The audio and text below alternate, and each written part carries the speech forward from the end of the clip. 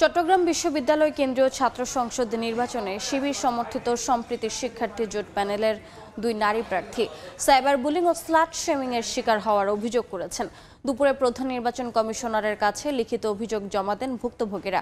অভিযোগে তারা উল্লেখ করেন, সামাজিক যোগাযোগ মাধ্যমে cyber bullying, slut shaming, tagging ও ফ্রেমিং সহ নানা ধরনের অনলাইন হয়রানির শিকার হচ্ছেন তারা।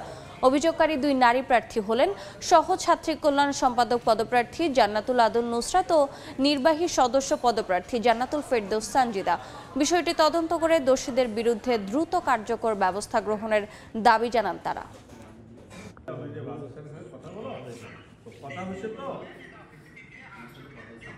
আমাদেরকে নানাভাবে স্লাট শেমিং এবং সাইবার বুলিং করা হচ্ছে, যার প্রতিবাদে আজকে এখানে আসা। বিভিন্ন পরিচিত অপরিচিত আইডি থেকে তাদেরকে বিভিন্ন ধরনের নোংরা এবং বাজে ভাষায় কমেন্ট করা হচ্ছে এবং তাদেরকে এমন এমন অকথ্য ভাষা সেখানে ব্যবহার করছে যেগুলো আসলে মুখে বলার মতো না। কারা করেছে তো আমি তো জানি না। প্রার্থী যদি হয় তাহলে প্রার্থীর জন্য এক ধরনের শাস্তি, আর শিক্ষার্থীর জন্য আরেক ধরনের শাস্তি।